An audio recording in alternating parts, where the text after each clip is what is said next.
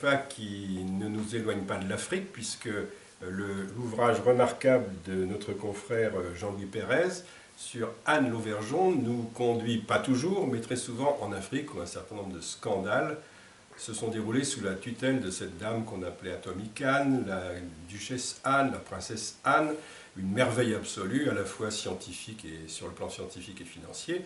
Et en fait, Bernick, pas du tout. Duchesse Anne, c'est pas ça du tout. C'est une dame qui apparemment jongle très bien avec les réseaux et avec l'argent. Oui, c'est ça. Atomic Anne et l'Afrique, c'est l'affaire Uramine. Anne Lauvergeon, c'est vrai qu'elle est totalement idolâtrée dans notre pays.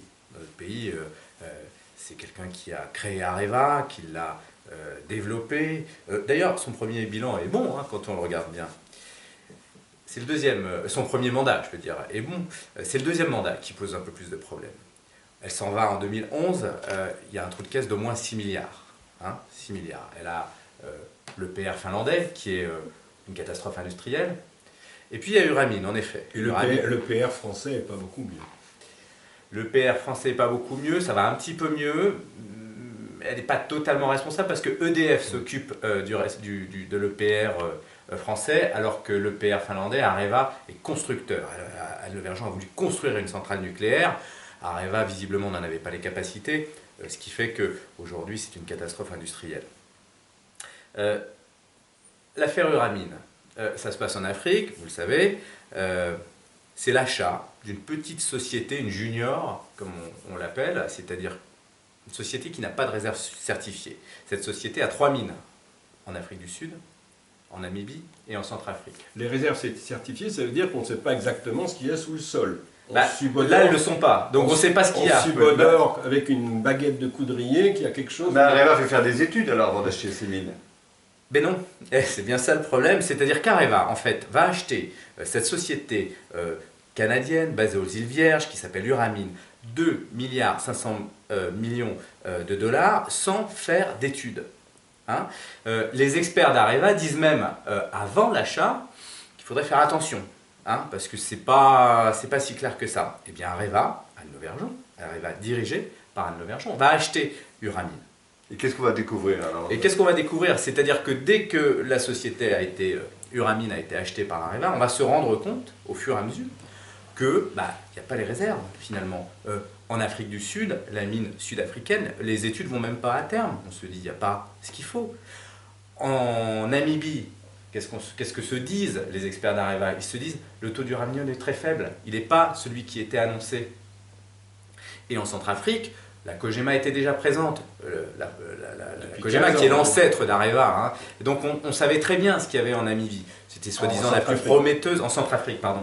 C'était soi-disant la plus prometteuse. Eh bien, on se rend compte que là encore, aujourd'hui, ces mines n'ont pas produit un seul gramme d'uranium. Alors en fait, Areva, qui a acheté 2,5 milliards ces trois mines d'uranium, mais ce n'est pas la seule chose, qui a aussi réinvesti, puisque Areva a remis au pot au niveau de plus d'1 milliard de dollars en Namibie pour faire des travaux, pour préparer la mine à produire. Et bien donc on n'est pas à 2,5 milliards de dollars, on est à plus de 3 milliards. C'est une catastrophe. Ça vaut l'affaire des avions nifleurs et d'EDF. Les avions nifleurs, il faut expliquer un peu ce que c'est, parce que tout le monde n'a pas, enfin à mon âge, c'était des petits malins qui avaient mis une brique, une règle en bois et des ressorts à l'avant d'un avion, et soi-disant, quand on passait au-dessus d'une zone pétrolifère, il y a une aiguille qui faisait en sorte que ça montrait qu'il y a du pétrole. C'est évidemment complètement bidon, et ça s'est terminé en affaires évidemment politico-financières, parce que les fonds envoyés par les pétroliers, enfin le pétrolier français, pour rechercher soi-disant ce pétrole, ils allaient dans des caisses politiques, ils allaient chez des gredins. Notre ami Giscard a été pas très très loin de cette affaire, enfin, c'était une histoire pitoyable. Et là, moi qui ai connu cette histoire des avions nifleurs, tout de suite quand j'ai vu la chasse de ces mines bidons avec les milliards déversés avec un facilitateur d'affaires qui s'appelle M. Forest et qui signe facilitateur d'affaires, autrement dire corrupteur, M. Balkany qui est dans les coulisses et d'autres et ceci, je me suis dit mais c'est un truc bidon pour faire de l'argent politique ou de l'argent de corruption ou de l'argent personnel. Alors l'achat il se fait en 2007 et alors quand on se rend compte du scandale financier, qu'est-ce qui se passe? Mais parce que il est là le sujet, Anne Lauvergeon. Un patron, un grand patron d'une grande entreprise qui se sentirait floué il se dit, tiens, j'ai acheté quelque chose, ça ne les valait pas. Peut-être qu'il réagirait, il engagerait des procédures. Et bien là, on se rend compte, avec des témoignages de gens qui sont très proches d'Anne Le Vergeon, et qui l'alertent sur le fait que ça ne vaut pas ce qui était annoncé. Et bien Anne Le Vergeon, qu'est-ce qu'elle fait? Au lieu de s'affoler, de chercher, eh bien elle dit non, on n'en parle pas. On n'en parle pas. On ne provisionne pas, surtout pas, on ne provisionne pas parce que j'ai mon mandat qui est en jeu, mon 3e mandat que je veux obtenir, et donc on ne dit rien, Et c'est ça qui est inquiétant, et c'est ça qui pose un vrai problème, parce que voilà, un patron qui se sent floué cherche, là c'est pas le cas. Et qu'est-ce qui avait amené l'affaire à Madame Le Vergeon, l'affaire de Alors, Anne Le Vergeon a des réseaux, et elle a des réseaux aussi en Afrique. Elle est dans un lobby qui est un lobby qui soutient Thabo Mbeki avec Sam Jona. Sam Jona qui est l'un des chairman du Ramin, qui est le chairman du Ramin, qui est un des actionnaires du Ramin. Bon, on voit que ces gens-là se connaissent par ailleurs. Donc l'affaire s'est faite dans le cadre d'un appel d'offres avec l'Afrique du Sud. Mais vient un banquier belge, non, Monsieur Wouters? Alors Wouters est arrivé à un moment donné dans l'affaire, c'est pas lui qui amène l'affaire. Lui, il gère l'affaire. Pourquoi est-ce qu'il arrive? Pourquoi est-ce qu'on prend Monsieur Daniel Wouters pour, à un moment donné, s'occuper de tout cela? Tout cela a été géré entre Daniel Wouters, Anne Le Vergeon et les gens du Ramin. Personne d'autre. Il n'y a pas de vrai directeur des mines au moment où Wouters est là. Pour quelle raison? L'ancien est parti, Sébastien de Montessu va arriver après. Il n'est pas directeur des mines. Titre, non. Voilà, il n'a pas de titre. Pourquoi est-ce que c'est uniquement ce monsieur qui gère? Mais pourquoi il semble que ce soit le mari d'Anne Le Vergeon qui l'ait amené. Alors, c'est pas il semble, c'est le mari d'Anne Le Vergeon qui a introduit Daniel Wouters. Qui a un nom prédestiné, Monsieur Frick. Olivier Frick, qui a effectivement présenté Daniel Wouters à sa femme et aux gens d'Areva, et c'est lui qui l'a fait engager. Le rôle d'Olivier Frick aussi pose question dans la façon dont Anne Le Vergeon a géré Areva. Sa place, son omniprésence. Donc il est une sorte de prince consort qui n'a pas de titre mais qui est toujours là quand même. Eh bien, il envoie des mails aux collaborateurs de sa femme pour leur expliquer que dans l'intérêt d'Areva, il serait bon qu'il fasse ci ou qu'il fasse ça. Il y a même une réunion à un moment donné lors d'un séminaire qui est faite à Venise, en Italie, où... à tout hasard.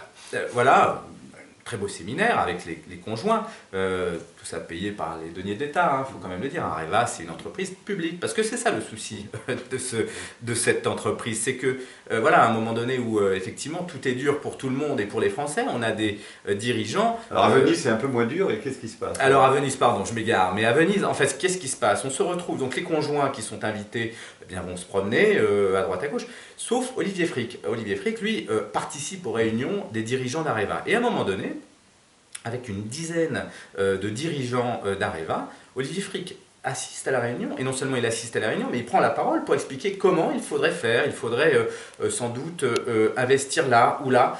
Et là, on est totalement... Tout le monde est totalement interloqué. Il se dit, mais dis donc, qu'est-ce qu'il nous raconte, lui? Qu'est-ce qu'il fout là? Alors maintenant, Madame Le Vergeon est partie, les pertes ont été provisionnées donc à hauteur de 2,5 milliards de dollars.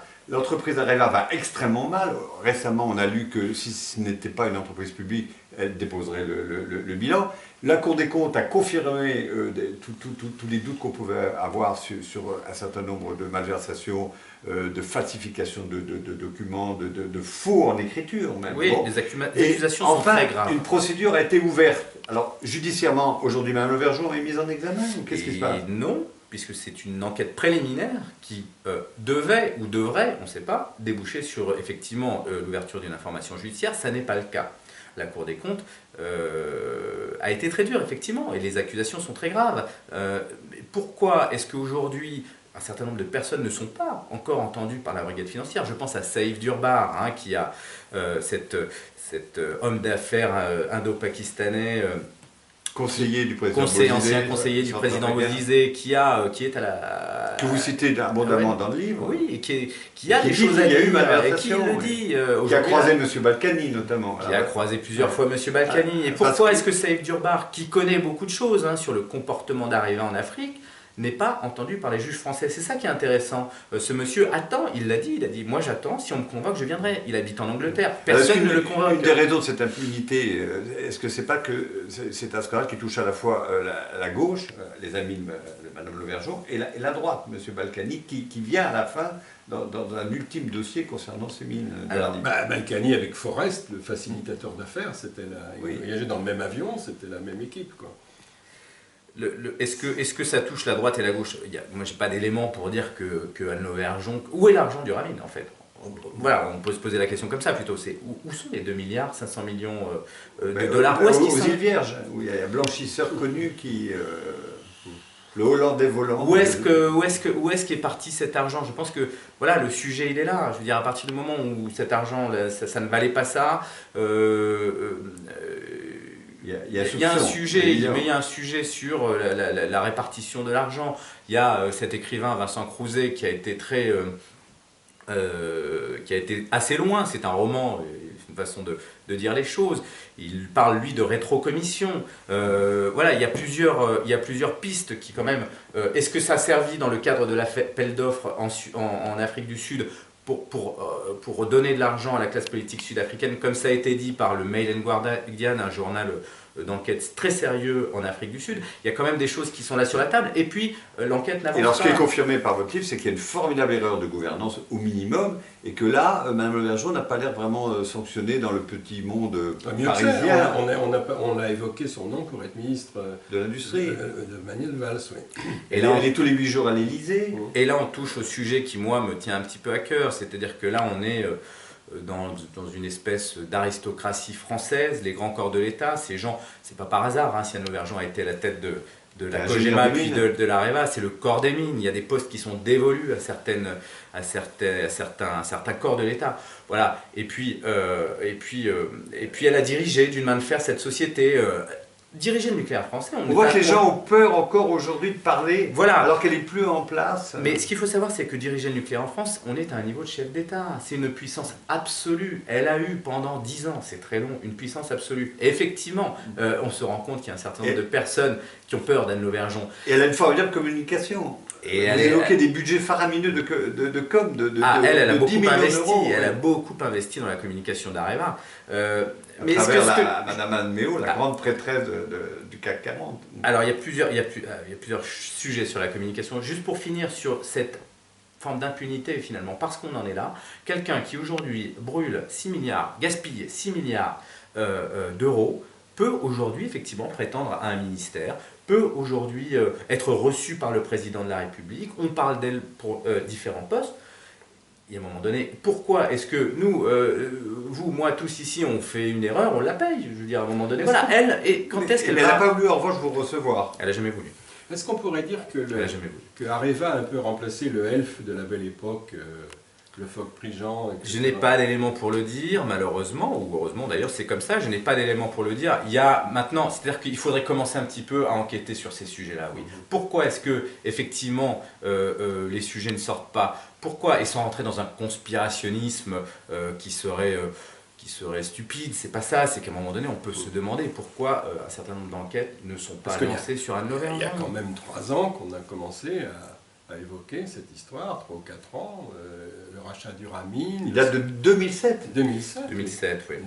Alors il y a toute la période où elle était à la direction d'Areva, là ça n'est pas sorti, on se rend compte que l'affaire est sortie, c'est Luc Courcelles, lors d'un conseil de surveillance, son successeur, 6 mois après qu'elle soit partie, qui effectivement passe les provisions, qui dit effectivement il y a un problème sur Uramine, maintenant on va l'accepter pour pouvoir passer à autre chose. Sous la gouvernance Anne Lauvergeon, ça n'était pas sorti. Et puis c'est vrai que depuis 2011, les choses stagnent un peu. Ce que je dis moi dans le livre, c'est que le comportement d'Anne Lauvergeon sur ce sujet Uramine, mais aussi sur beaucoup d'autres sujets, est celui de quelqu'un qui refuse que tout ça sorte, qui étouffe... c'est normal, vu les erreurs commises. Oui, bon, eh bien écoutez, j'espère que ce livre... Ce qui est grave, c'est que la presse, les médias ne parlent pas davantage. Votre livre va réveiller les consciences. Mais la conjoncture, en plus, lui donne raison, parce que comme l'uranium est en chute libre, le tsunami au Japon, donc on dit « Ah, ben, on a fait une mauvaise affaire économique », et hop. Alors là, elle vous aimerait beaucoup, parce que c'est exactement son argumentaire, Anne Lauvergeon, de dire que c'est Fukushima, la chute des prix de l'uranium. Oui, ça n'a pas aidé. Il n'empêche que les experts d'Areva, eux-mêmes, en interne, ont dit « ça ne valait pas ça ». Ça ne valait pas ça, mais ça valait 5 fois moins. C'est pas, on n'a pas fait une petite erreur, on ne l'a pas surpayé. Au moment où Anne Lauvergeon rencontre pour la première fois les gens d'Uramine, Areva est estimé par les experts d'Areva au mieux à 471 millions de dollars. Hein. C'est acheté 6 mois après, 2 milliards, Voilà, tout est dit. 500 millions. Voilà. Ben merci Jean-Louis pour Et cet le combat excellent continue. livre. Et le Merci. combat continue. Merci à vous.